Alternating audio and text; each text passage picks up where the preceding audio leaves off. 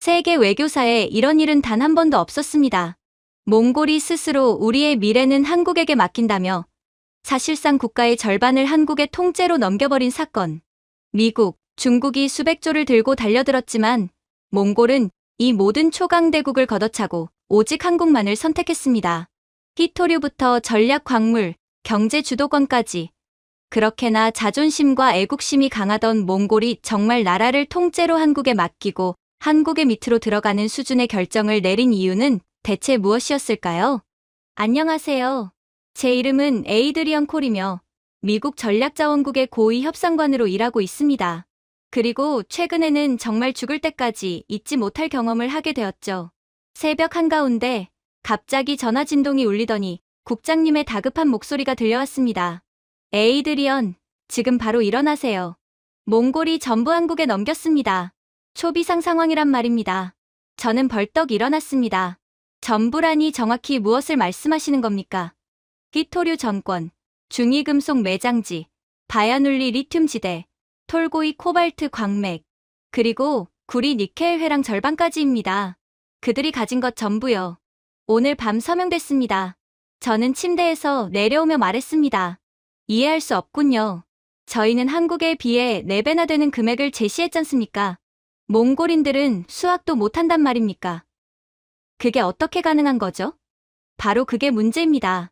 국장님은 깊은 한숨을 내쉬셨습니다. 우리가 너무 많이 제시하고도 졌다는 겁니다. 이건 생각보다도 심각한 문제일 수도 있어요. 어쩌면 세계 패권 및 미국에 대한 신뢰도의 문제일 수도 있죠. 20분 뒤 저는 백악관 지하 상황실에서 냉커피를 들고 분통을 터뜨리는 관료들 사이에 앉아 있었습니다. NSC 분석관이 서류철을 제 쪽으로 내던졌습니다. 이건 말 그대로 미친 상황입니다. 에이드리언. 한국은 고작 30억 달러도 안 냈어요. 하지만 우리는 120억. 게다가 안보 협력, 기술 이전, 부속 패키지까지. 사실상 5배는 더 높은 금액을 제시한 셈입니다. 그런데도 몽골이 거절했습니다. 상무부 관계자가 덧붙였습니다. 하지만 한국은 부속 조건도 거의 없습니다. 그냥 받아갔습니다. 몽골이 가진 모든 것을 말이죠. 저는 보고서를 넘겼습니다. 한국이 확보한 내용은 다음과 같았습니다. 전 세계 비중 약 18%에 해당하는 비중국계 희토류 세계 광맥의 공동 전권, 전기차 배터리 20년 생산이 가능한 대형 리튬 분지의 지배적 권리, 항공 및 미사일 유도 시스템에 필요한 코발트와 텅스텐 광맥 접근권, 기이할 정도로 낮은 미래 로열티 구조. 객관적으로 보아 이는 정상적인 상황이라면 체결될 수 없는 종류의 계약이었습니다. 강압으로 하거나 아니면 강력한 신뢰가 있거나 둘 중 하나일 겁니다. 생각해보세요.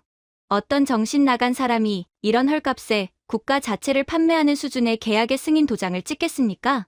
그야말로 도저히 납득이 가지 않는 상황이었어요. 국방부 대령이 테이블을 두드렸습니다. 이게 한국 산업 기반에 무슨 의미인지 아십니까? 한국은 앞으로 한 세대 동안 반도체, 배터리, 방산 핵심 자원을 안정적으로 확보했다는 뜻입니다. 젊은 분석관이 중얼거렸습니다.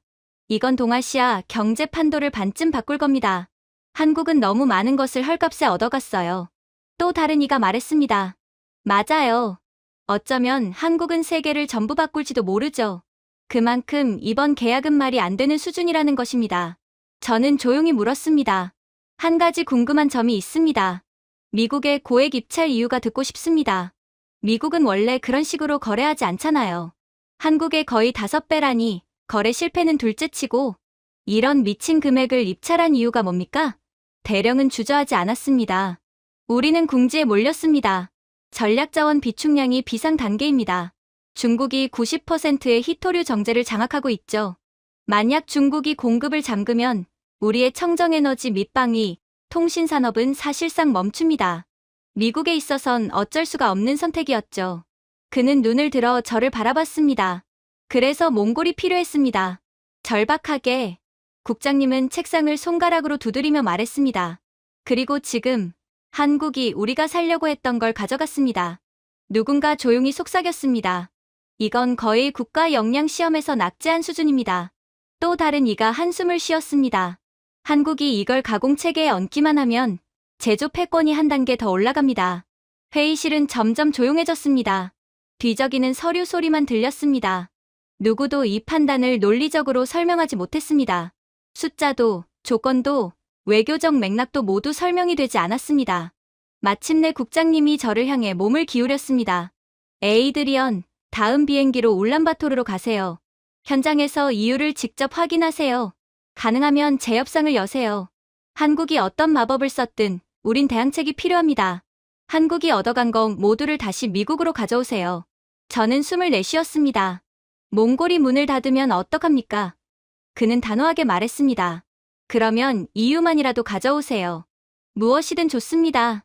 지금 우리에겐 설명이 필요합니다. 이건 생각보다 엄청난 문제일 수도 있거든요. 제가 문을 나서려 할 때 한 분석관이 말을 던졌습니다. 정말 부탁드립니다. 좋은 소식이든 나쁜 소식이든 적어도 이해 가능한 소식을 가져오세요. 반드시요. 밖으로 나오자 워싱턴의 새벽빛이 번지기 시작했습니다. 하지만 그 빛은 오히려 상황의 무게를 더 짙게 만들 뿐이었습니다. 저는 곧장 울란바토르행 첫 비행기를 예약했습니다. 아무도 입 밖에 내진 않았지만 모두 알고 있었습니다. 이번 일은 단순한 거래 실패가 아니라 지정학적 경고였습니다. 그리고 저는 그 한가운데로 들어가는 사람이 됐죠.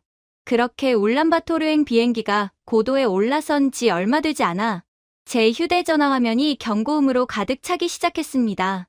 먼저 안보 자문관의 문자가 도착했습니다. 중국이 몽골 결정을 공식 규탄했습니다. 대변인이 생방송에서 거의 분노 폭발합니다. 저는 급히 영상을 열어보았습니다. 중국 대변인은 단상을 세게 치며 험악한 표정으로 말하고 있었습니다. 이번 결정은 비합리적이며 지역 안정을 해치는 잘못된 선택입니다. 몽골은 즉각 수정해야 합니다. 한국에 준 것을 그대로 중국으로 가져오세요. 그러지 않는다면 즉각적인 조치가 뒤따를 것입니다. 저는 중얼거렸습니다. 와, 벌써 이 난리인가? 옆 좌석 승객이 물었습니다. 나쁜 소식입니까? 누구에게 묻느냐에 따라 다르겠죠? 아마 모두에게 다를 것입니다.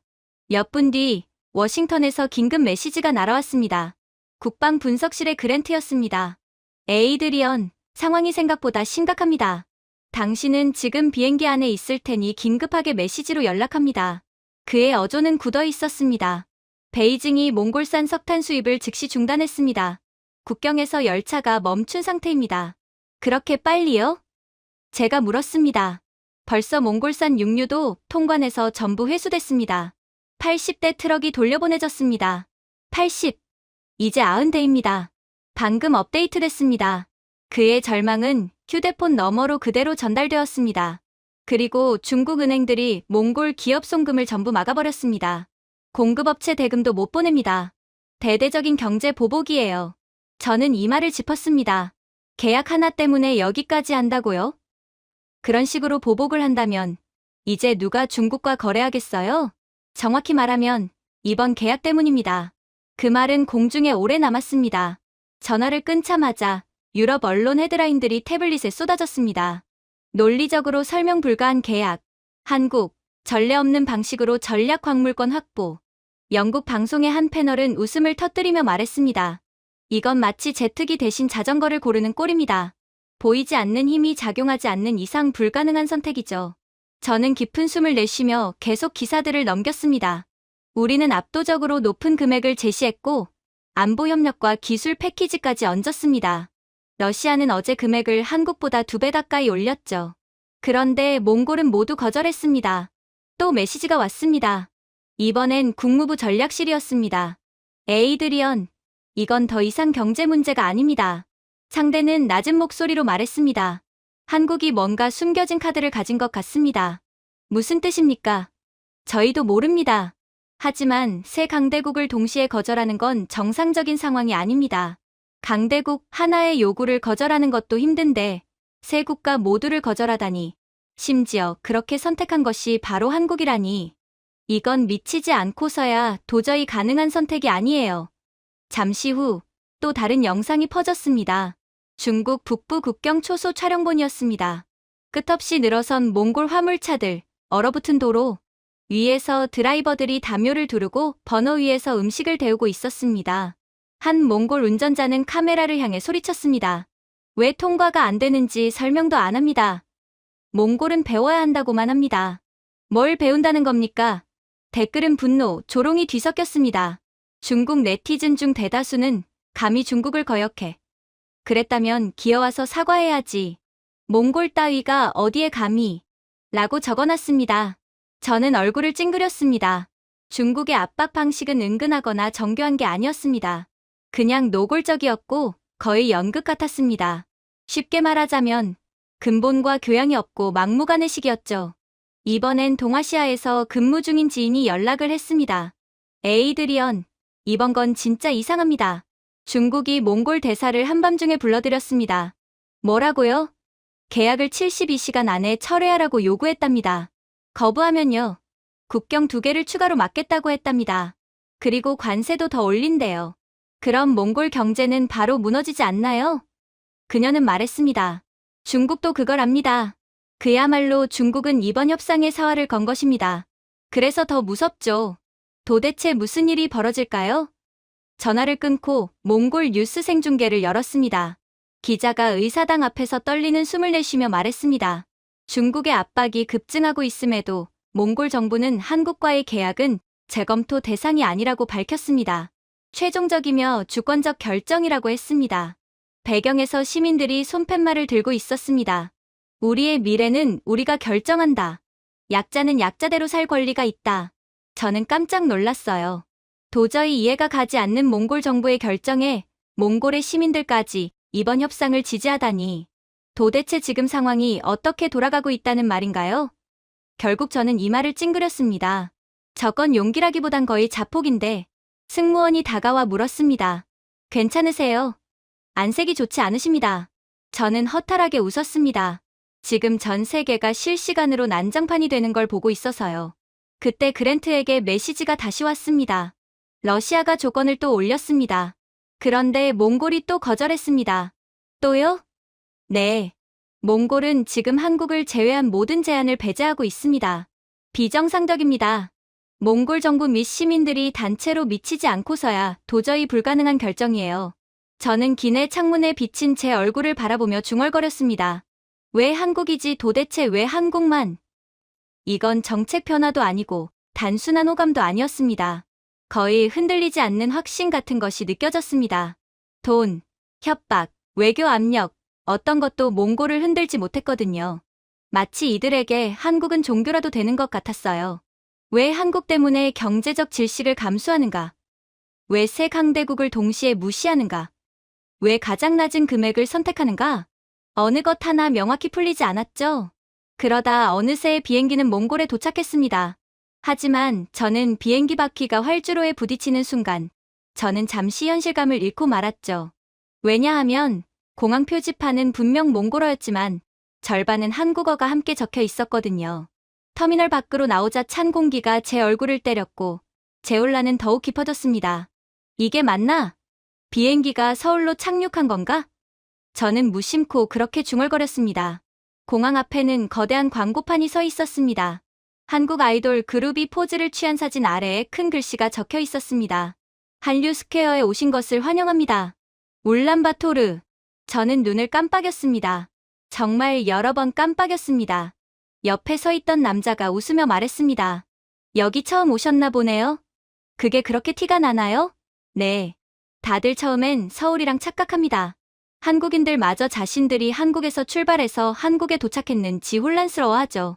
밖에는 택시들이 줄지어 서 있었습니다. 차량 문을 열고 앉자마자 저는 또 얼어붙었습니다.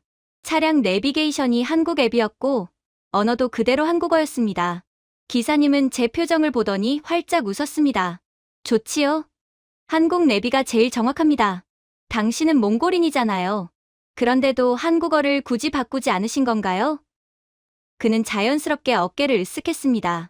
한국어 그대로면 손님들이 더 믿습니다. 저도 한국어를 할 줄 알지만 웬만한 몽골인들도 한국어를 할 수 있기에 구태여 몽골어로 바꿀 이유가 없기도 하죠.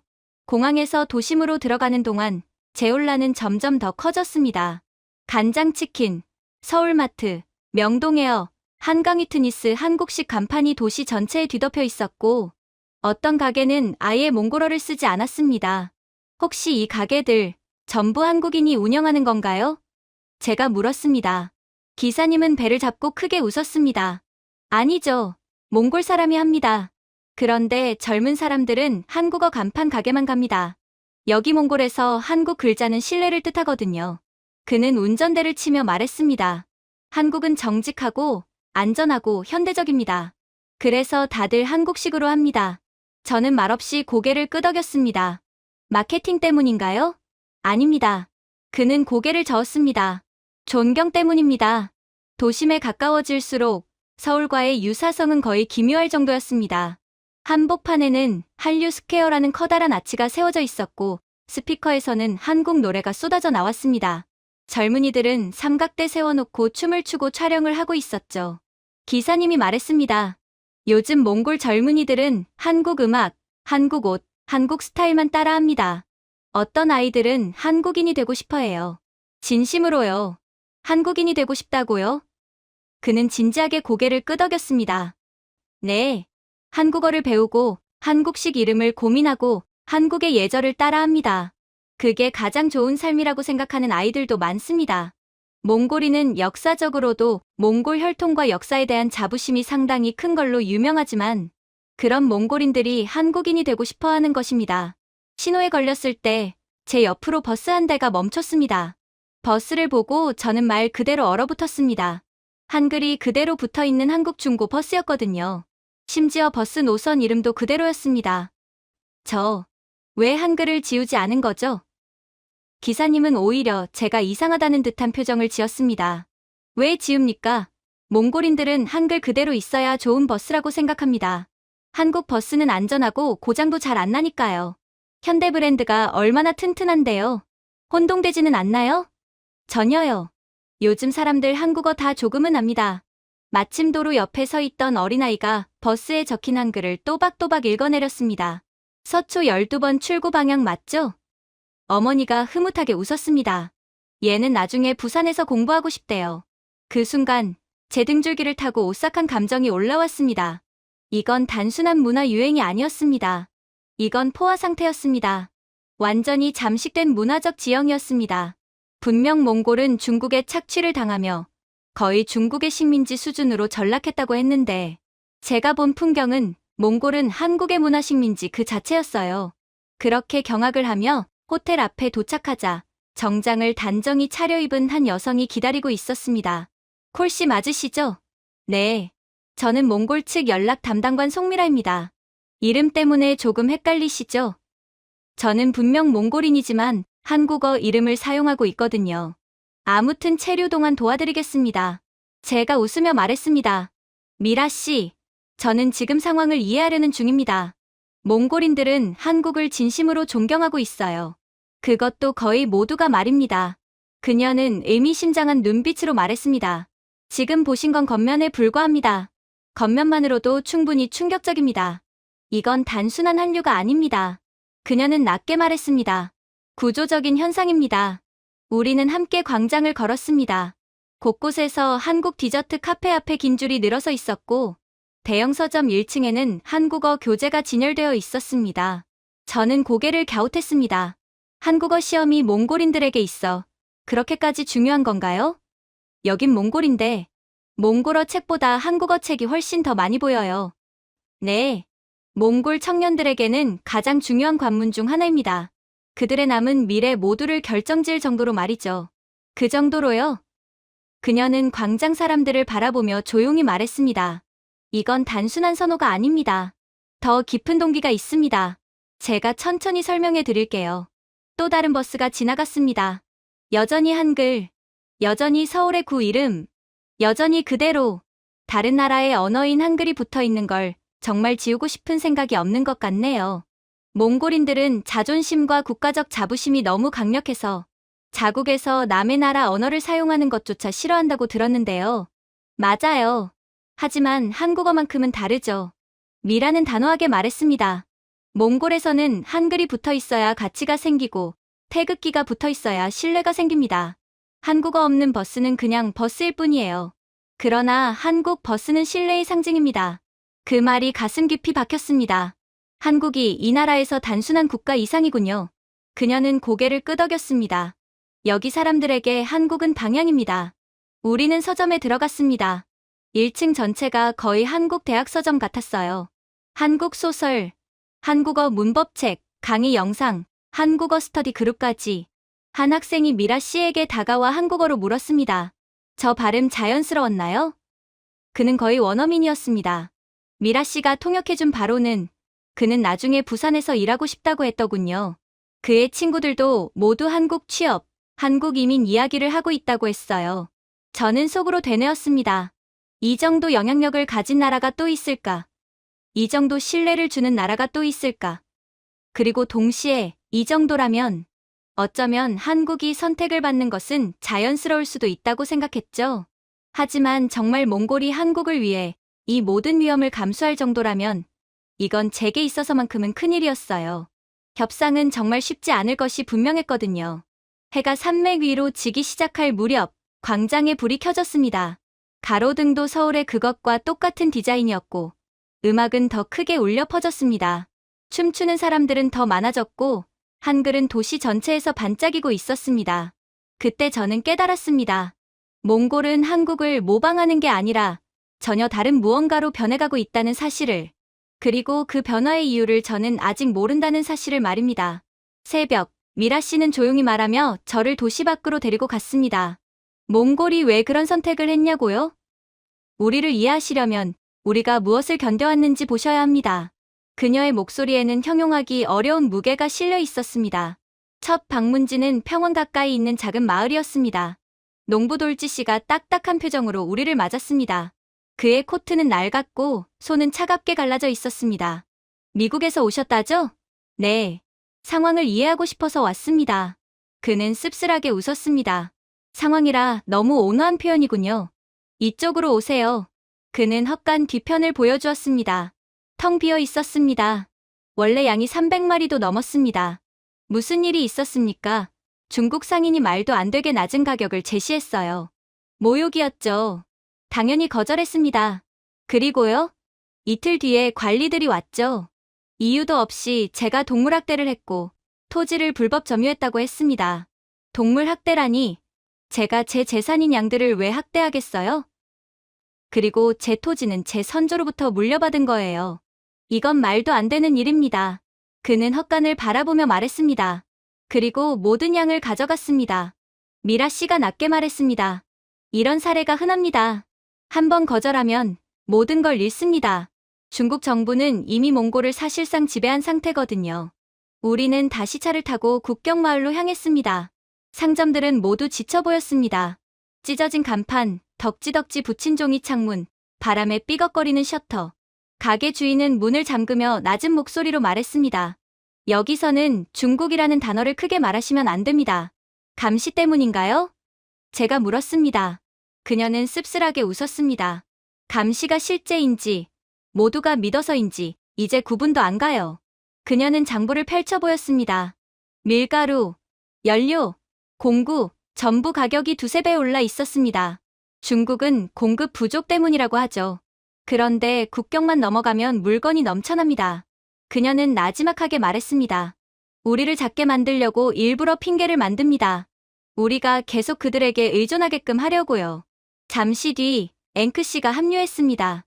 작년에 중국 투자자들이 제 땅에 왔습니다. 지원 프로그램이라며 대출을 제안했죠.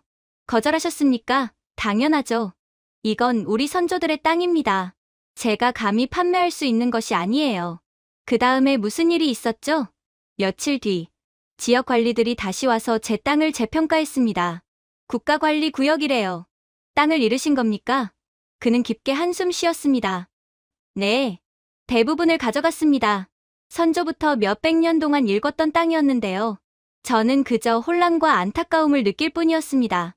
저는 분명 몽골이라는 국가에 왔지만 여기가 한국인지 중국인지 몽골인지 헷갈렸거든요. 다음 날 아침 저는 몽골 정부 청사에서 알탕게렐이라는 관료를 만났습니다. 그는 지친 듯하지만 굳은 의지가 담긴 표정으로 저를 맞았습니다. 국경 상황을 보셨죠? 그가 말했습니다. 이제 문서들을 보셔야 합니다. 무슨 문서들인가요? 중국이 군대 없이 식민지를 만드는 방식입니다. 그는 저를 서류가 가득 쌓인 어두운 방으로 데려갔습니다. 책상 위에는 두꺼운 서류철이 놓여 있었습니다. 여기부터 보시죠.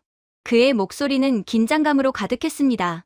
첫 파일은 중국이 제공한 대출 계약서였습니다. 지루하고 복잡한 문서처럼 보였지만 빨간 형광펜으로 줄이 그어져 있었습니다. 이 부분을 보세요. 그는 특정 조항을 가리켰습니다. 상환이 지연되면 토지 소유권이 자동으로 중국 국영기업에 넘어갑니다. 은행이 아니라 기업에요? 이건 말도 안 되는 조항입니다. 불법이에요. 이곳들은 중국 광산 기업들입니다. 아주 구체적으로 지정돼 있습니다. 그들에게 있어 합법과 불법은 전혀 문제가 되지 않죠. 관심도 없어요. 그는 씁쓸하게 웃었습니다. 이건 금융이 아닙니다. 약탈입니다. 다음 폴더에는 몽골 교과서의 수정본이 들어 있었습니다. 중국이 교육 현대화를 도와준다며 가져온 내용입니다. 저는 책을 훑어보다가 눈살을 찌푸렸습니다. 독립운동 역사가 없는데요? 삭제됐습니다. 대신 중국 왕조와의 조화가 번영의 근거라고 적혀 있죠.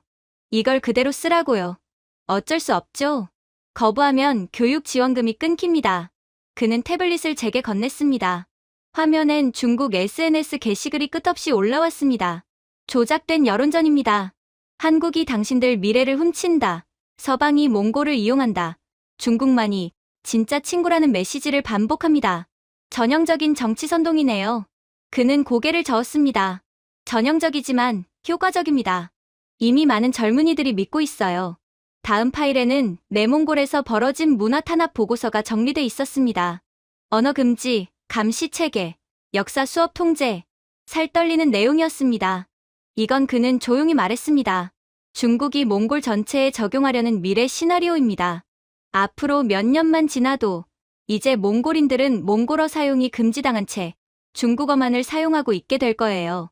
중국인처럼 말하고 행동하고 생각하게 되겠죠. 우리는 시간이 얼마 남지 않았습니다. 알탄게렐은 책상을 두드리며 말했습니다. 콜씨, 이 나라가 서류상 주권국가라는 건 사실입니다. 하지만 현실은 다릅니다. 우리는 구석에 몰렸습니다. 숨이 막힙니다. 잠시 후 직원 한 명이 차를 가져왔습니다. 그녀의 손이 떨리고 있었습니다. 괜찮으세요? 제가 묻자 그녀는 힘겹게 웃었습니다. 중국 회사가 제 오빠의 땅의 사용료를 청구했어요. 물 사용료라고? 사막에 사신다고 하지 않았나요?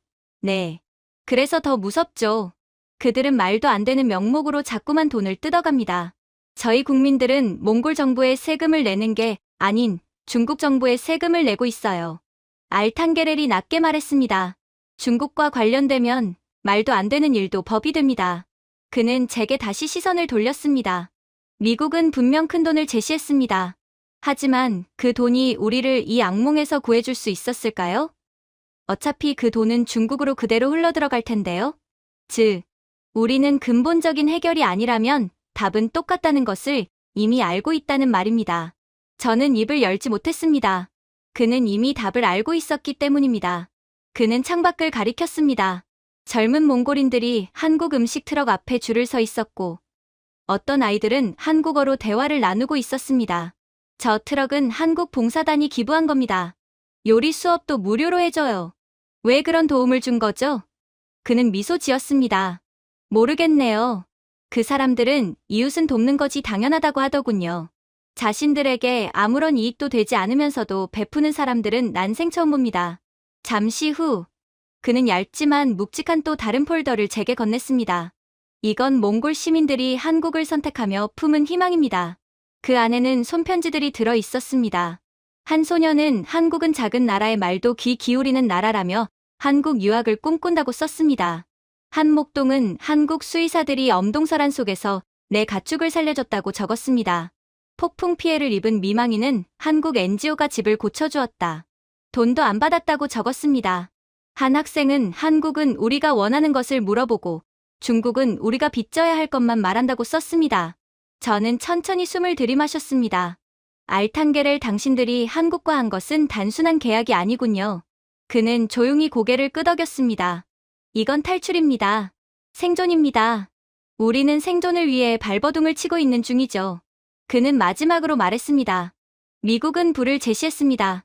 중국은 지배를 원했습니다. 한국은 희망을 줬습니다. 그의 눈빛은 흔들림이 없었습니다. 그리고 희망은 어떤 돈보다 강합니다. 그리고 저는 그때서야 처음으로 이해했습니다. 왜 미국의 막대한 제안이 몽골을 움직이지 못했는지. 여기서 필요한 것은 돈이 아니라 존재 그 자체를 존중해주는 국가였기 때문입니다. 그렇게 다음 날 저는 또 다른 몽골인 하지만 역시나 한국어 이름을 사용하고 있는 유세진과 함께 구청 건물로 향했습니다. 차가운 공기 속에서 흙냄새와 연기 냄새가 희미하게 퍼졌습니다. 그녀는 강가 근처의 기다란 건물을 가리키며 말하더군요. 저기서부터 보시는 게 좋겠어요. 한국이 처음 세웠던 직업센터예요. 저는 그녀를 따라 비포장길을 건넜습니다. 뭘 보게 될지 정확히 감이 오지 않았습니다. 이걸 전부 조건 없이 지어준 겁니까? 말도 안 돼요. 조건 없이 베푸는 국가가 대체 어디에 있단 말인가요? 제가 물었습니다. 한국은 군사 협력도 없고 자원 요구도 하지 않았어요? 세진은 바로 고개를 저었습니다. 없었어요. 그런 건 한 번도 요구하지 않았어요. 그게 한국의 방식이에요. 센터 안에는 몽골 청년들이 중고 한국산 컴퓨터 앞에 앉아 있었습니다. 한 한국인 기술자가 큰 화면으로 디버깅 기초를 보여주고 있었죠. 저 컴퓨터들, 세진이 속삭였습니다.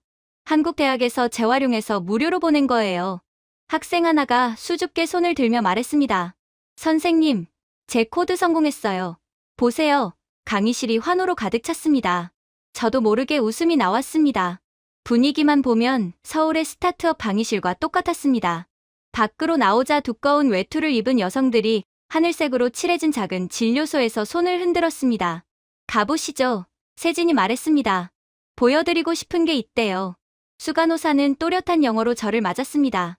이 진료소는 한국이 돕기 전에는 문서로만 존재했어요. 그녀는 작은 창고 문을 열어 보였습니다. 그 안에는 한국산 휴대용 초음파 기기, 태양광 백신 냉장고, 응급 키트들이 가득했습니다. 그야말로 몽골의 극한의 환경에 꼭 필요한 최첨단 장비였죠. 몽골의 척박한 환경 및 인프라는 웬만한 기술 지원이 아니고서야 전부 거의 쓸모가 없게 되어버리지만 오직 한국의 기술력만큼은 이곳에서 큰 효과를 발휘했던 것입니다. 이게 오기 전엔 겨울마다 산모들이 목숨을 잃었어요. 그녀가 말했습니다. 작년엔 단 한 명도 죽지 않았어요. 단 한 명도요. 전부 한국인들 덕분입니다. 그녀는 잠시 말을 멈추고 미소를 지었습니다. 한국에 꼭 전해주세요. 저희는 잊지 않는다고. 밖에서 바람을 들이키고 있는데 초라한 모자를 쓴 중년 유목민이 다가왔습니다. 미국에서 오셨습니까? 네, 그렇습니다. 그는 잠시 망설이더니 조용히 말했습니다. 한국에 고맙다고 전해주세요. 그들이 우리 우물을 고쳐줬어요. 우물 말입니까? 예. 그의 눈빛이 단단해졌습니다. 중국은 이자를 붙여 대출을 해주겠다고 했어요. 하지만 한국은 팀을 보내서 이틀 만에 고쳐졌죠. 그가 씩 웃었습니다. 우리 손자는 이제 깨끗한 물을 마십니다. 그게 전부예요. 세진은 저를 또 다른 건물로 이끌었습니다. 외벽에는 한글과 몽골어 간판이 함께 달려 있었습니다. 정수시설이에요. 한국이 사막 기후용 모듈을 설치했어요. 이런 최첨단 모듈은 전 세계 그 누구도 만들지 못한 상태라고 알고 있는데 한국은 전 세계에서 유일하게 개발하고도 우리의 상황을 이용해 이익을 취하기는커녕 무료로 우리를 도와준 거예요. 안에는 한국인 엔지니어들이 센서를 점검하고 있었고 주민들은 맑은 물을 담고 있었습니다. 한 소년이 통을 들고 환하게 웃으며 말했습니다. 한국 물은 맛이 깨끗해요. 엔지니어는 피식 웃었습니다. 몽골 물이에요. 한국은 그냥 본래 모습을 지켜준 거죠. 저는 중얼거렸습니다. 이건 단순한 원조가 아니네요. 그들의 목숨을 지켜주고 있어요. 세진이 대답했습니다. 파트너십이에요. 여긴 누구도 고객이나 식민지처럼 취급받지 않아요. 그냥 사람으로 대우받는 거죠. 갑자기 누군가 다급히 외쳤습니다. 한 노파가 세진에게 달려와 꼭 끌어안았습니다. 접은 손녀가 폐렴이 심했어요. 세진이 조용히 설명했습니다. 한국 의료진이 눈보라 속에서 이동식 호흡 장비를 가져왔어요. 한국의 기술력과 도움이 아니었다면 살아남지 못했을 거예요. 노파는 제 손을 잡고 떨리는 목소리로 같은 말을 반복했습니다. 한국 고마움의 무게가 눈빛만으로도 느껴졌습니다. 작은 카페에 앉자 세진이 말했습니다. 중국이랑 비교하고 계시죠? 저는 고개를 끄덕였습니다. 어제 보니까 중국은 길을 끊고 땅을 잘라내고 값을 마음대로 부르지만 여긴 그 반대네요. 중국은 흡수하고 한국은 일으켜 세워요. 세진이 말했습니다. 한쪽은 생존을 빼앗고 한쪽은 생존력을 만듭니다. 제가 물었습니다. 한국은 왜 이런 걸 알리지 않았죠? 좋은 일은 홍보를 필요로 하지 않으니까요. 그게 한국의 남을 도와주는 방식이죠. 그때 한 젊은이가 용접 장갑과 한국어 용접 교재를 들고 들어왔습니다. 저녁 수업 가는 길이에요. 세진이 묻자 그가 활짝 웃었습니다. 네. 한국 선생님들이 현대 용접 기술을 가르쳐요. 내년엔 부산 조선소에 지원할 겁니다. 그는 제 배지를 보고 다가왔습니다. 미국은 강대국이죠. 하지만 한국은 제 인생을 바꿨습니다. 그가 나간 뒤 저는 조용히 물었습니다. 한국이 내일 지원을 끊으면 어떻게 됩니까? 세진은 창문 너머 광야를 보며 말했습니다. 몽골은 무너질 거예요. 소리 없이. 하지만 확실하게. 그녀는 덧붙였습니다. 한국 덕분에 몽골 학교는 겨울에도 문을 열고 가뭄에도 농산물은 제값을 받고 정전 때도 병원은 멈추지 않았어요. 그녀가 천천히 제게 시선을 돌렸습니다. 한국은 우리에게 다음 날을 살 수 있는 힘을 준 나라예요. 그러니까 몽골 전 국민이 한국을 좋아하고 존경하는 거죠. 그렇지 않고서야 그렇게나 자존심이 센 몽골이 다른 나라에 이렇게나 복종적인 자세를 취하겠어요? 해가 지는 평원을 보며 저는 깨달았습니다. 모든 풍경 속에 한국의 흔적이 존재했지만 그 흔적은 조용했습니다. 강요가 아니라 배려였고 영향력이 아니라 신뢰였죠. 그리고 그제서야 알았습니다. 미국의 거대한 제한이 진 이유를 말이죠. 몽골은 돈을 찾고 있던 게 아니라 존엄을 지키고 미래를 버티게 해줄 숨을 원하고 있었습니다. 어쩌면 이건 애초에 미국이 이길 수 있는 싸움이 아니었던 것입니다. 그리고 다음 날 다시 만난 세진에게 저는 재차 질문을 했습니다. 이제 한국과 몽골의 관계에 대해 잘 알았습니다. 하지만 남을 위해 아낌없이 퍼준다는 점은 도저히 이해가 안 가네요. 한국이 이걸 통해 얻는 게 있습니까? 그녀는 작은 미소를 지었습니다. 사람들이 생각하는 것보다 훨씬 많아요. 착함은 이상하게도 이익을 데려오거든요. 우리는 바쁜 거리로 들어섰고 그녀는 천천히 말을 이었습니다. 예를 들면 한국이 몽골에 설치한 스마트 그리드 모듈요. 러시아 장비는 여기서 타버리고 유럽 장비는 얼어붙거든요. 몽골이 워낙 사람이 살기 힘든 극한의 기후를 가졌어야죠. 하지만 한국 시스템은 한 번도 멈춘 적이 없어요. 제가 눈을 크게 뜨자 그녀가 고개를 끄덕였습니다. 몽골은 그냥 현장 테스트 장소가 아니에요. 그녀는 조용히 말했습니다. 세계 최고 난이도의 환경에서 한국 기술의 성능을 증명하는 전시장이죠. 그것도 공짜로요. 분명 한국은 그걸 노린 것이 아니었지만 아무튼 그렇게 된 거죠. 그녀는 태블릿을 꺼내 글로벌 에너지 보고서를 보여줬습니다. 이 라인 보세요. 그녀가 말했습니다. 몽골이 한국에 마이크로그리드를 도입한 뒤 23개국이 한국에 상담을 요청했어요. 그들의 기술력을 수입하고 싶다는 의사를 밝힌 거죠. 23. 제가 되물었습니다. 네. 케냐, 핀란드, UAE, 카자흐스탄 등 다양해요. 그녀는 그래프를 확대했습니다. 그리고 작년까지 한국은 유사 시스템으로 42억 달러 규모의 계약을 체결했어요. 저는 낮게 휘파람을 불었습니다. 전부 몽골 덕분입니까? 몽골이 증명해준 거죠. 한국 시스템은 극한에서도 돌아간다고요. 그냥 공짜 광고를 했다고 보면 편할 거예요. 바로 그때 한국 브랜드 패딩을 입은 몽골 청소년들이 웃으며 지나갔습니다. 한 학생은 한국산 러기드 태블릿을 들고 있었는데 세진이 속삭였습니다. 저 제품, 원래는 저가 교육용 기기였어요.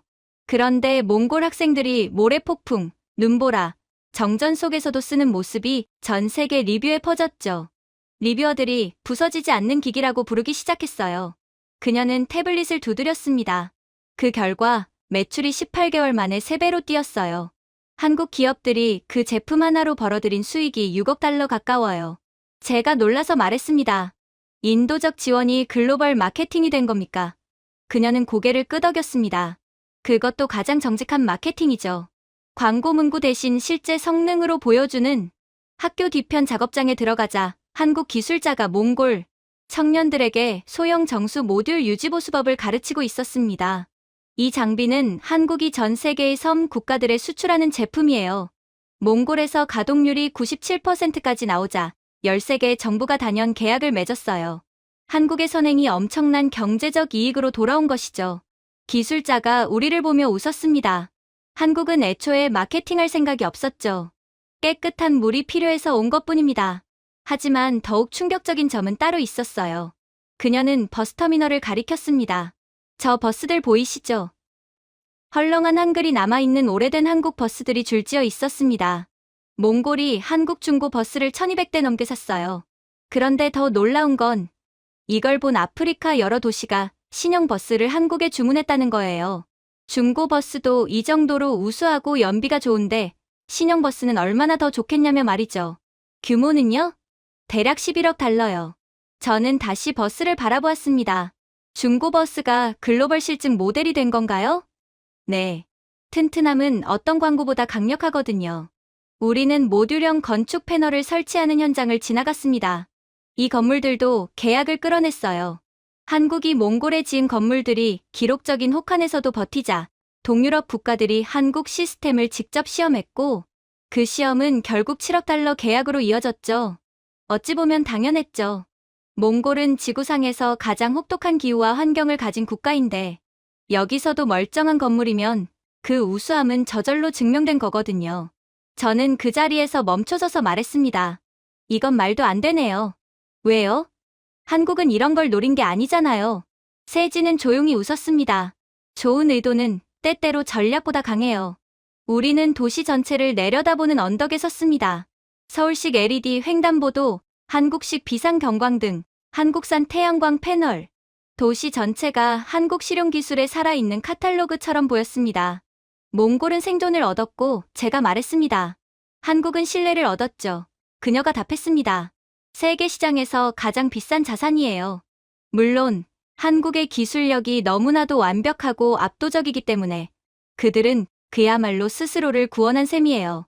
하지만 한국의 선행이 오히려 자신들의 경제적 이익으로 돌아왔다는 점은 매우 의미가 크죠. 아이들이 한국식 놀이터에서 뛰노는 소리가 멀리까지 울렸습니다. 저는 조용히 속삭였습니다. 착함이 60억 달러 이상의 산업적 이득을 만들었다니. 그녀는 부드럽게 수정했습니다. 산업이 아니라 증명이에요. 선의로도 세계를 움직일 수 있다는 증명. 해가 천천히 내려앉으며 도시를 주황빛으로 감쌌습니다. 선의가 확산되면 그녀가 말했습니다. 세계가 알아서 한국을 찾아와요. 그 순간 저는 깊이 깨달았습니다. 한국은 몽골을 돕는데 그치지 않았습니다. 세계에 보여준 것이 있었죠. 책임 있는 강대국의 모습이 무엇인지. 그리고 세계는 그 대답으로 계약, 신뢰, 그리고 열린 문으로 반응했습니다. 그렇게 저는 일정을 계속했습니다. 그리고 마침내 제가 몽골의 고위 경제관료인 LSC를 처음 만났을 때 그는 일주일 만에 10살은 늙은 사람처럼 보였습니다. 그는 급하게 저를 사무실로 들여보내더니 마치 벽조차 믿을 수 없다는 듯 문을 바로 닫았습니다. 아무래도 몽골의 정부 곳곳에도 중국의 스파이가 심어져 있는 듯 했죠. 저희가 왜 그런 선택을 했는지 알고 싶으시죠? 그가 말했습니다. 그럼 먼저 저희가 얼마나 두려웠는지 알아야 합니다. 그는 두꺼운 재무보고서 묶음을 제 앞에 내려놓았습니다. 몽골의 국가 부채는 이미 생존 한계를 넘었습니다. 그리고 그 절반 이상을 중국이 쥐고 있어요. 보고서를 넘길 때마다 그래프는 붉은색뿐이었습니다. 어쩌다 이렇게 됐습니까? 제가 묻자 그는 허탈하게 웃었습니다. 중국은 빚을 종속으로 설계합니다. 그는 몸을 앞으로 숙였습니다. 중국이 국경을 넘지도 않은 물품에 운송 검사료를 부과한다는 걸 아십니까? 아시지 않습니까? 몽골은 내륙 국가고 중국을 거치지 않는다면 제대로 된 무역조차 못한다는 것을 말이에요. 심지어 중국은 수백 년 동안 몽골 목동들이 써온 땅에 방목 통행세를 매긴 적도 있어요. 저는 얼굴을 찌푸렸습니다. 그건 말이 안 됩니다. 불법이에요. 말이 안 되는 게 목적입니다. 그가 낮게 말했습니다. 비합리적인 규칙은 가장 효율적인 억압 방식이에요. 중국은 그러면서 우리에게 절망감과 굴욕, 무력감을 주면서 우리를 점점 식민지화시키는 거예요. 그는 농촌 지역 사진들을 보여주었습니다. 무너진 외양간, 버려진 집들, 사막화된 들판. 젊은 사람들은 도시로 떠나고 있습니다. 그리고 그 도시들도 무너지고 있어요. 잠시 후 직원이 차를 들고 들어왔다 나갔고 LSC는 목소리를 낮췄습니다. 어느 겨울에는 중국이 석탄 가격을 하루 만에 2배로 올렸어요. 어쩔 수 없이 샀습니다. 그때는 이상기온으로 인해 안 그래도 추운 몽골 날씨에서도 역대급의 한파였거든요. 심지어 중국은 몽골이 다른 국가로부터 석탄 수입을 못하게 하도록 수입로를 완전 봉쇄했죠. 우린 내륙 국가라서 속수무책으로 당할 수밖에 없던 것입니다. 하지만 몽골은 가난한 국가예요. 2배의 가격은 우리가 감당할 수 없었죠. 결국 필요한 양의 석탄을 구매하지 못했고 그의 절반의 학교가 난방을 못해서 2달 동안 문을 닫았습니다. 그는 잠시 말을 멈추더니 낮게 속삭였습니다. 그때 중국 관리들이 뭐라고 했는지 아십니까? 제가 고개를 저었을 때 그가 답했습니다. 몽골이 분수를 알고 중국을 더 잘 섬길 수 있도록 교훈을 주는 일이다. 저는 정말로 욕이 튀어나올 뻔했습니다. 그는 또 다른 폴더를 열어 중국 무역 담당자들과의 회의록을 보여줬습니다. 수십 페이지에 반복되는 문장은 단 하나였습니다. 몽골은 자신의 역할을 이해해야 한다. 중국이 왕이라면 몽골은 신하의 역할을 수행해야 한다. 중국은 이걸 장관들 얼굴 앞에서 말합니다. 마치 그들이 정말로 우리의 왕이라도 된 것처럼 말이죠. 그가 분노를 삼키며 말했습니다. 마치 저희가 통제받아야 하는 속국인 것처럼 행동하죠. 그 역할이라는 게 정확히 뭔데요? 복종이죠. 그 이상도 이하도 아닙니다. 우리는 창가로 걸어가 정부 청사를 내려다보았습니다. 협상할 때마다 중국은 몽골이 까불면 우리 국경을 1시간 만에 닫을 수 있다고 말합니다. 만약 정말 닫으면 어떻게 됩니까? 굶어 죽습니다. 우린 내륙 국가예요. 중국을 거치지 않고서는 다른 국가와 교역을 할 수가 없죠. 그가 담담히 말했습니다. 그들의 강매로 인해 수입의 90%가 중국산이기도 하죠. 감정조차 없는 진실이었습니다. 몽골은 그는 천천히 말했습니다. 실질적인 선택권을 잃은 지 오래예요. 저는 잠시 망설인 뒤 물었습니다. 그렇다면 미국을 선택할 수도 있었잖습니까? 저희는 많은 금액을 제시했습니다. 그는 깊은 한숨을 내쉬었습니다. 미국의 제안은 큰 도움이 될 수 있었습니다. 하지만 조건들이 또 다른 형태의 종속처럼 보였습니다. 새로운 규칙, 새로운 감독, 새로운 제약들.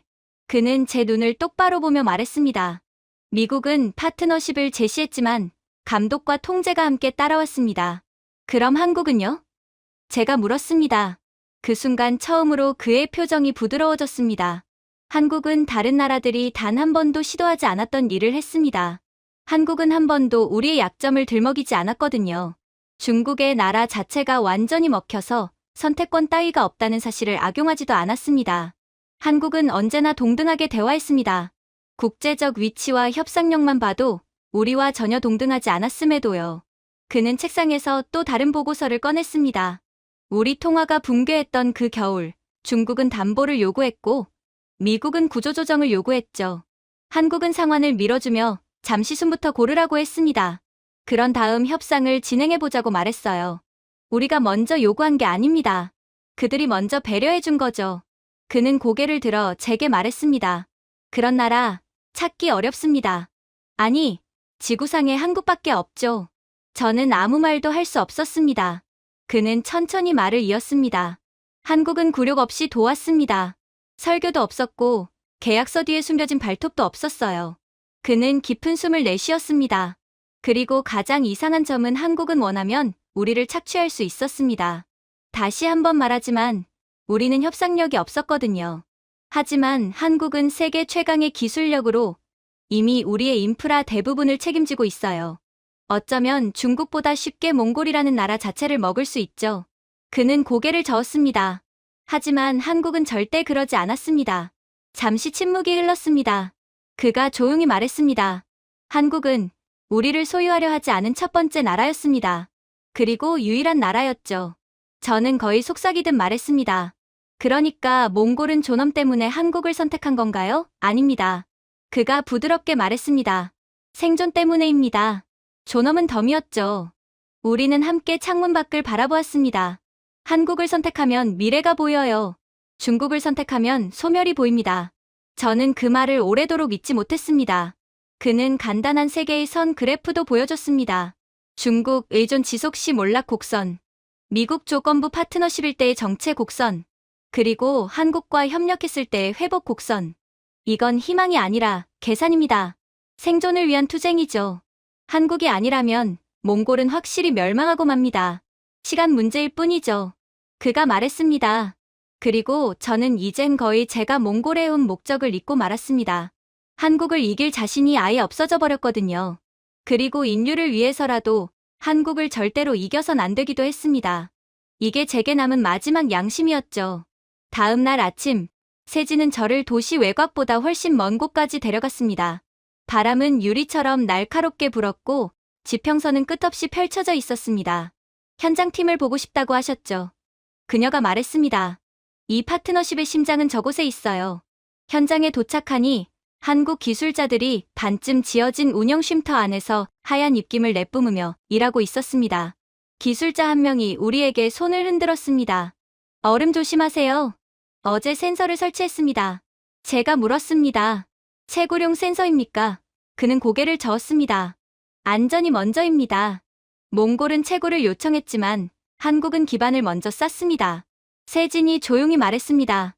중국은 생산을 요구하고 한국은 안전을 요구해요. 다른 기술자도 끼어들었습니다. 중국이었다면 바로 땅을 파기 시작했겠죠. 우리는 안정장치와 온도 모니터링, 비상출구부터 만듭니다. 그게 바로 몽골을 존중하는 방식이라고 생각해요. 또 다른 사람이 말했습니다. 사람이 죽으면 개발도 죽습니다. 한국은 사람을 위험에 넣지 않습니다.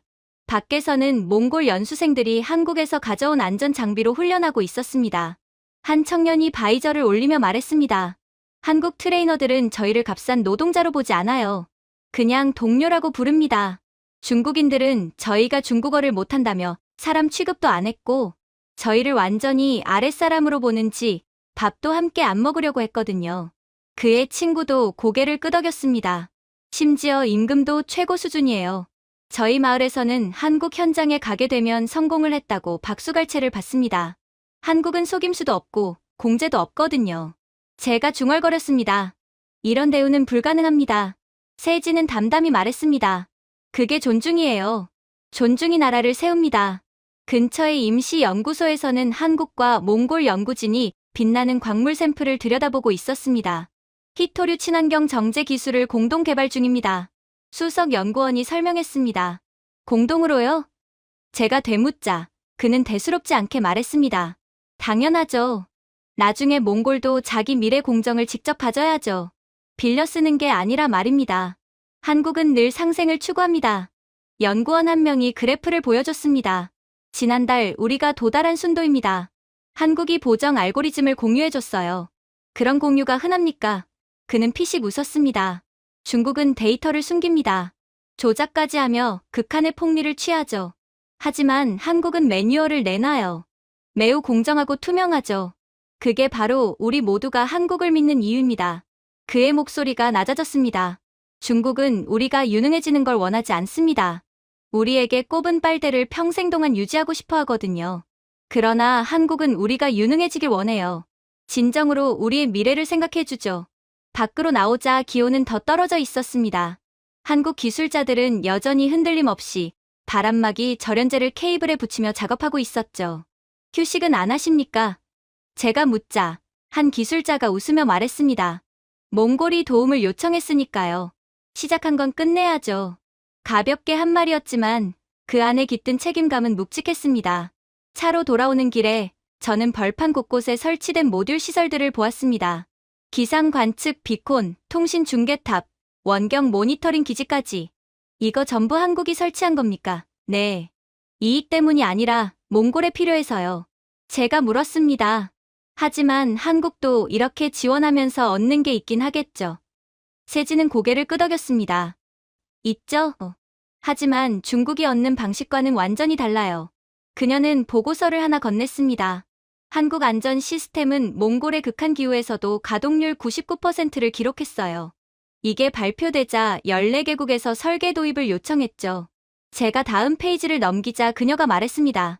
작년 한국이 안전 인프라 사업으로 벌어들인 금액은 28억 달러입니다. 몽골이 살아있는 증명이 돼준 덕분이죠. 다음 표에는 다른 숫자가 적혀 있었습니다. 공동연구소에서 개발한 저온여과 기술, 유럽 세 곳의 기업이 라이선스를 샀어요. 얼마 규모입니까? 총 4억 7천만 달러 정도요. 저는 놀라서 눈을 깜빡였습니다. 그러니까 한국이 몽골을 돕고 몽골이 그 기술의 우수성을 세계에 증명해주는 겁니까? 그녀는 조용히 고개를 끄덕였습니다. 그래서 아이러니죠. 윤리적인 협력이 최고의 광고가 됐어요. 그때 나이 많은 몽골 기술자가 다가와 말했습니다. 당신이 미국에서 왔다는 손님입니까? 네, 그렇습니다. 그는 새로 설치된 응급터빈들을 가리켰습니다. 한국은 상환 요구도 없이 이걸 설치해줬어요. 몽골의 겨울이 너무 혹독하다며 말이죠. 그리고 깊게 숨을 내쉬었습니다. 중국이었다면 20년짜리 빚을 지고 설치했겠죠. 그들은 자신들 말고는 선택지가 없을 거라며 갑질을 했을 겁니다. 하지만 한국은 그냥 필요한 걸 해줬습니다. 그렇게 저는 혼잣말을 중얼거릴 수밖에 없었어요. 미국 방식으로는 절대 이길 수 없겠네요. 세지는 고개를 끄덕였습니다. 미국은 협상하고 중국은 지배하죠. 하지만 한국은 사람에게 투자합니다.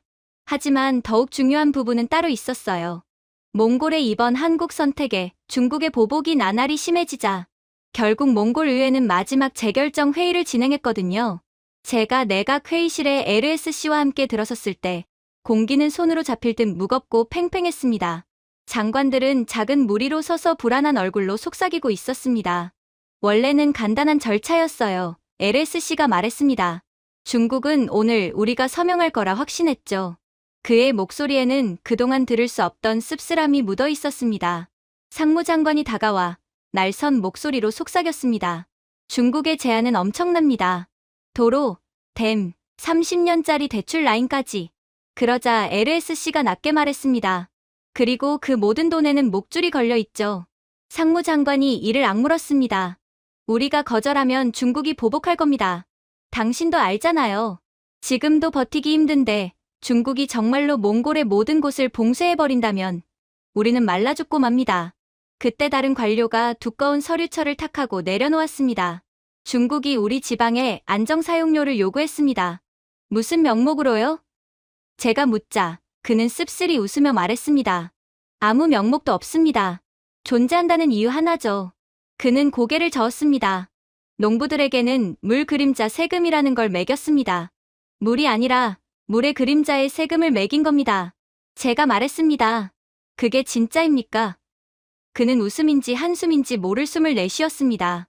중국 시스템에서는 규칙이 말이 안 될수록 더 강력해져요. 우리를 더욱 무력하게 만들고 기꺼이 그들의 개가 되도록 만들죠.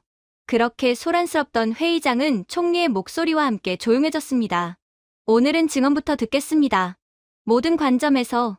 그러자 예전에 한국에서 유학한 관료 3명이 앞으로 나왔습니다. 첫 번째 관료는 말하는 동안 손이 떨렸습니다. 중국의 보복이 버티기 힘들다는 것은 압니다. 하지만 들어보세요. 제 삼촌이 중국의 땅을 빼앗겼습니다.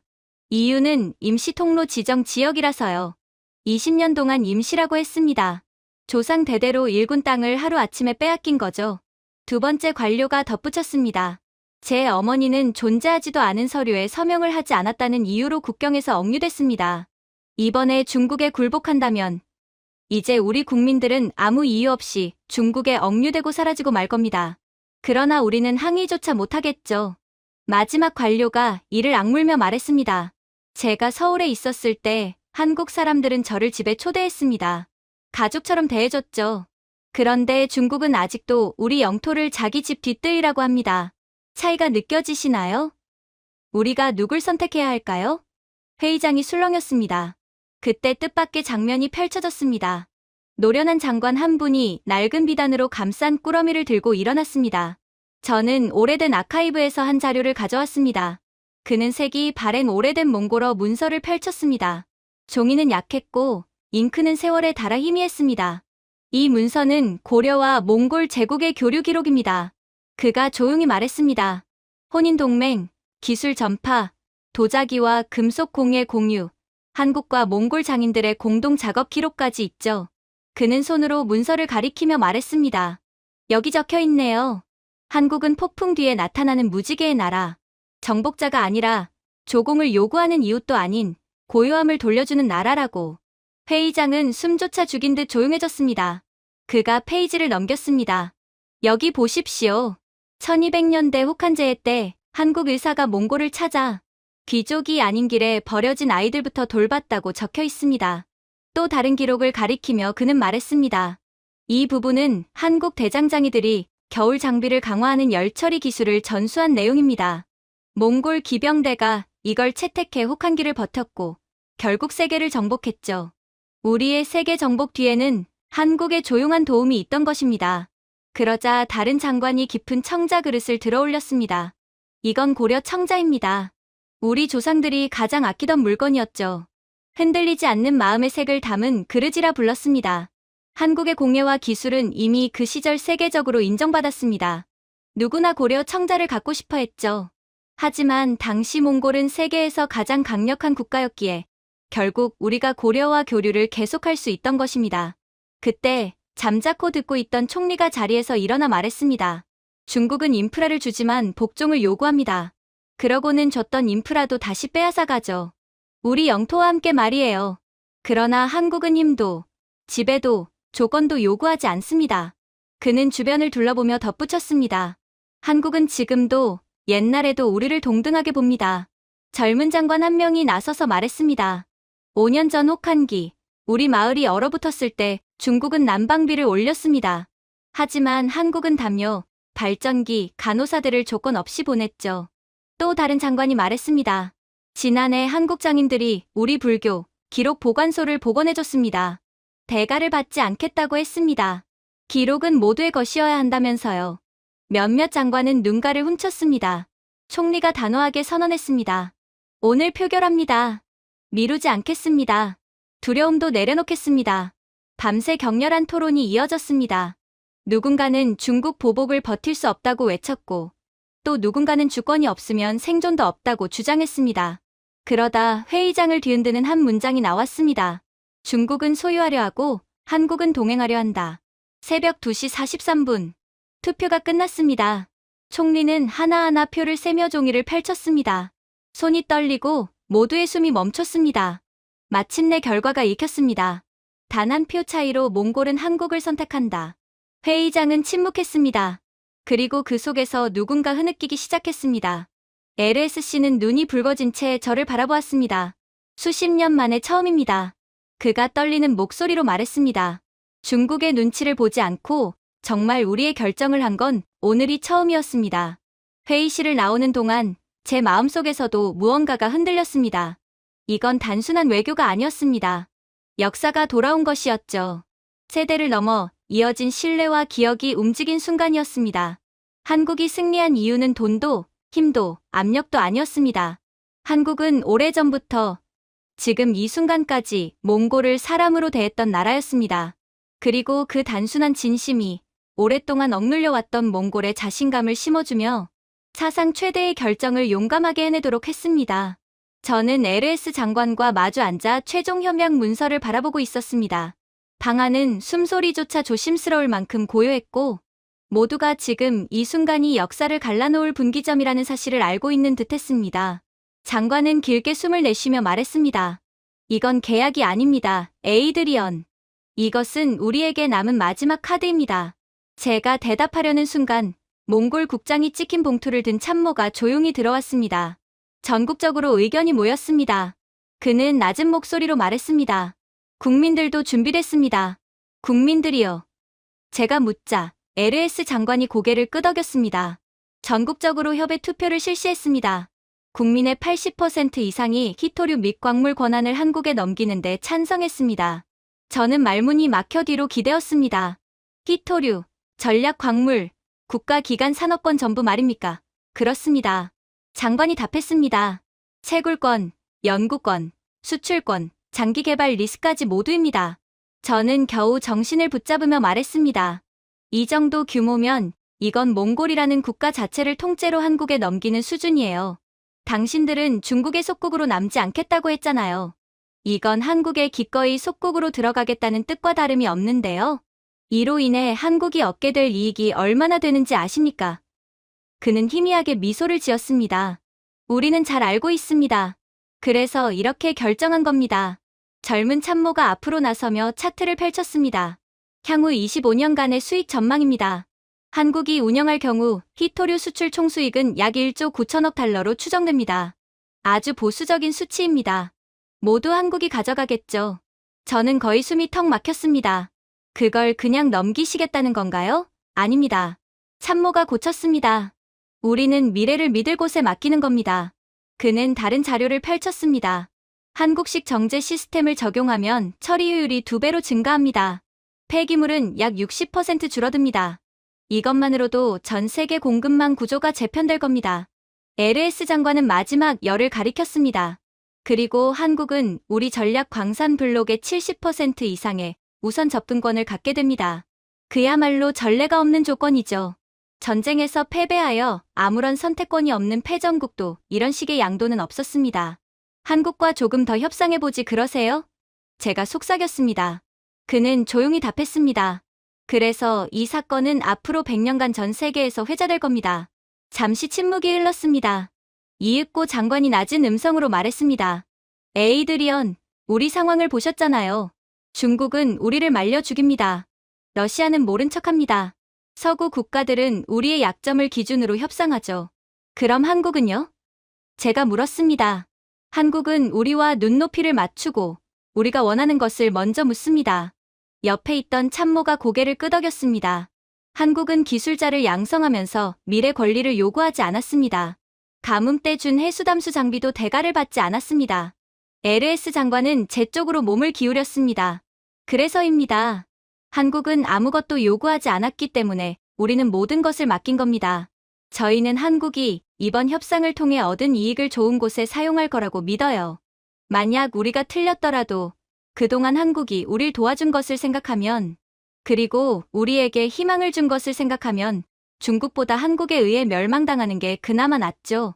노그의 말은 무겁고 깊게 제 가슴에 박혔습니다. 한국이 얻게 되는 이익을 아십니까? 장관이 말했습니다. 한국은 단숨에 세계 2위 히토류 개발국이 됩니다. 하룻밤 사이에요. 한국 기술 기업들은 앞으로 몇십 년 동안 공급망을 주도할 겁니다. 심지어 중국조차 한국산 정제물질을 사야 할 겁니다. 이제 세계는 히토류를 가진 국가가 지배하는 형국입니다. 즉, 이젠 한국이 세계의 중심이 된다는 말입니다. 또 다른 참모가 덧붙였습니다. 압니다. 그리고 한국의 배터리 산업, 중공업, 전자, 자동차 수출 전부가 최소 20에서 30% 이상 확대되겠죠. 저는 숨을 들이켰습니다. 이건 초강대국도 꿈꾸는 이익입니다. 그래서 드리는 겁니다.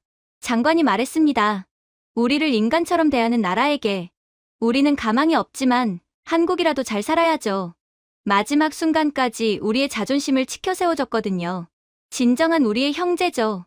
그 순간 복도에서 몽골 정부 관계자들의 환호가 작게 들렸습니다. 들리십니까? 장관이 말했습니다. 저건 기쁨이 아닙니다. 안도입니다. 신뢰입니다. 국민 전체가 한국을 선택한 겁니다. 저는 서명을 마친 두꺼운 문서철을 천천히 닫았습니다. 그 순간 깨달았습니다. 한국은 협상에서 이긴 것이 아니었습니다. 한국은 사람을 대하는 방식으로 승리한 것입니다. 그리고 저는 그때 알았습니다. 이 신뢰를 따라잡을 수 있는 나라는 아무도 없습니다. 새벽에 뉴스가 터졌고 제가 몽골 대통령궁에 도착했을 때는 이미 전 세계가 뒤집혀 있었습니다.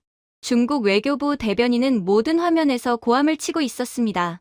이는 지역 안정에 대한 배신행위입니다. 몽골은 이 무분별한 결정을 즉시 철회해야 합니다. 그 말투는 외교가 아니라 이를 악물고 던지는 위협에 가까웠습니다. LS 장관이 현관에서 저를 맞았습니다. 그들의 발표 보셨습니까? 그가 묻자 봤습니다. 정말 분노한 것 같더군요. 그는 비웃듯 말했습니다. 그건 점잖은 버전입니다. 다음에 무슨 짓을 했는지 들으시죠. 상황실로 들어가자 몽골 장관들이 모니터 주위를 둘러싸고 있었습니다. 한 장관이 화면을 가리켰습니다. 중국이 핵심 수입품 연료, 부품, 의료물자 공급을 즉시 중단했습니다. 다른 장관이 이어 말했습니다. 또 국경의 트럭 루트도 전부 막아버렸습니다. 아무것도 들어올 수 없습니다. 저는 낮게 중얼렀습니다. 1시간도 안 걸렸군요. 보복 조치를 감행하는 데까지 걸린 시간 말이에요. 중국이 몽골을 얼마나 국가 취급도 안 하는지 알겠네요. 그때 새 메시지가 화면에 떴습니다. 중국이 환경 점검을 이유로 몽골 화물의 통과를 전면 지연시키고 있었습니다. 컨테이너는 무기한 보류, 트럭들은 강제 회차, 운전기사들은 존재하지도 않는 규정으로 단속을 받았습니다. 이건 사실상의 경제적 질식입니다. 제가 말했습니다. 젊은 몽골 장교가 이를 악물었습니다. 우리를 굶겨서 다시 기어오게 만들 생각입니다. 우리가 무너질 거라고 믿는 거죠. LS 장관이 단호하게 말했습니다. 우린 무너지지 않습니다. 한국이라는 형제와 함께라면 우리는 두렵지 않아요. 죽더라도 최소한 중국의 팔다리는 없앨 겁니다. 형제를 위해서 말이죠. 제가 이유를 묻기도 전에 제 휴대전화가 울렸습니다. 한국 외교 라인의 연락이었습니다. 에이드리언 씨, 몽골 쪽에 전해주세요. 이미 지원이 출발했습니다. 몇 분 뒤 한국 국토부 담당자들이 화상으로 연결되었습니다. 차분한 목소리가 말했습니다. 우리는 비상 물류 계획을 즉시 가동했습니다. 필수 물자는 항공으로 우회 공급합니다. 비용은 모두 저희가 부담하겠습니다. 몽골 장관 한 명이 눈을 크게 뜨며 물었습니다. 전부요? 예, 한국 측이 대답했습니다. 전부입니다. 상환 조건도 없습니다. 방 안의 공기가 흔들렸습니다. 다른 한국 담당자가 말했습니다. 임시 연료와 발전 모듈도 출발했습니다. 48시간 안에 도착합니다. 몽골 기술자가 속삭였습니다. 이건 진짜로 동맹을 대하는 태도입니다. 그러나 중국은 더 가속화했습니다. 중국 국영기업들이 히토류를 시장에 덤핑해 가격을 폭락시키고 있었습니다. 우리 협력 체계를 무너뜨리려는 겁니다. 몽골 분석관이 신음했습니다. 하지만 한국은 이미 대비하고 있었습니다. 화면에 등장한 한국 무역전략가는 침착하게 말했습니다. 덤핑하게 두세요. 우리는 초과 물량을 조용히 매입해 시장을 안정시키겠습니다. 몽골 장관이 놀라 묻었습니다. 그걸 왜 사주십니까? 여러분의 산업을 지키기 위해서입니다. 파트너란 원래 그런 겁니다. 방안 모두가 숨을 멈췄습니다. 그때 대통령이 들어왔습니다. 지쳐 보였지만 눈빛은 단단했습니다. 에이드리언 씨, 잠시 걸읍시다. 그녀와 함께 창문가에 서자 중국의 보복, 시장 혼란, 국제적 소동이 한꺼번에 몰아치는 듯했습니다. 하지만 그녀의 목소리는 흔들리지 않았습니다. 중국은 압박하면 우리가 다시 굴복할 거라고 믿습니다. 그러나 두려움은 더 이상 우리의 언어가 아닙니다. 솔직히 한국이 우리에게 손을 내밀기 전까지는 우리는 심리적으로 완전히 중국의 식민지가 되었어요.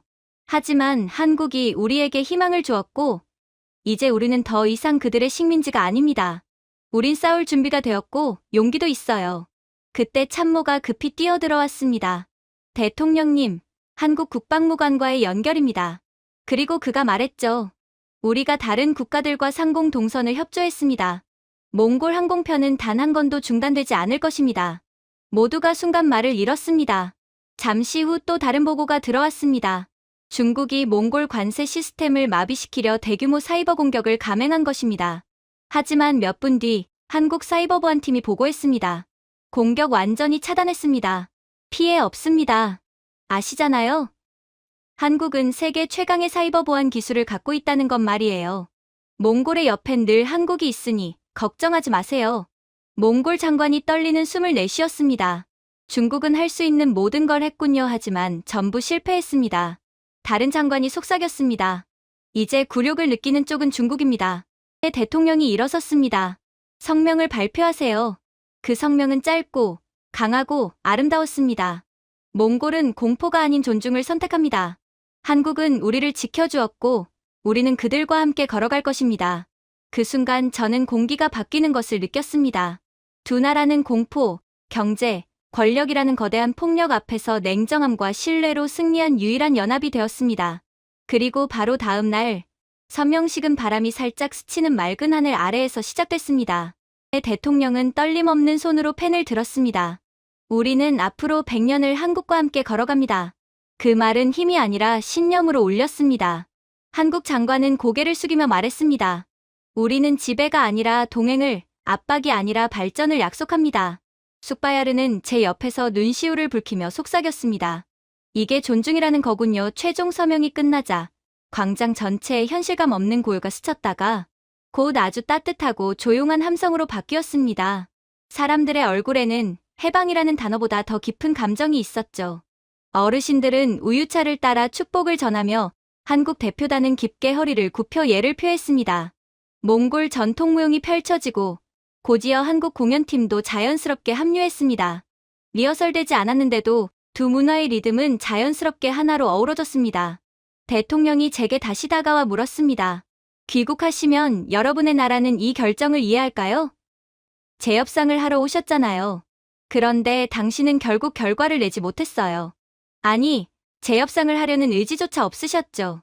당신은 돈의 논리에 굴복하지 않고 인간다움을 지킨 것입니다. 저는 숨을 내쉬었습니다. 글쎄요. 어쩌면 제 자리를 보전하지 못할 수도 있겠죠. 그러나 세상에는 그런 것보다 중요한 게 있잖아요. 저는 후회하지 않습니다. 인간으로서 사는 게 훨씬 중요하거든요. 그렇게 돌아온 호텔 안에서 오랫동안 키보드 위에서 손이 멈춰 있었고, 결국 이렇게 적었습니다. 한국은 돈으로 승리한 것이 아니다. 한국은 일관된 존중과 조용한 인간성으로 승리했다. 그리고 몽골은 두려움이 아니라 존엄을 선택했다. 저는 저장 버튼을 누르며 깊은 숨을 내쉬었습니다. 이번 협상은 외교적 패배가 아니었습니다. 철학적 패배였습니다. 그리고 저는 깨달았습니다. 몽골이 오직 한국만큼은 폭풍 뒤에 나타나는 무지개라고 부르는 이유를. 광장에서 두 나라가 다음 세기를 향해 나아가는 모습을 보며 저도 그 무지개를 보았습니다. 제가 준비해온 내용은 여기까지입니다. 끝까지 시청해주셔서 진심으로 감사드리며 여러분들의 구독과 좋아요, 알림 설정은 영상 제작에 큰 힘이 됩니다. 이상 세모튜브였습니다.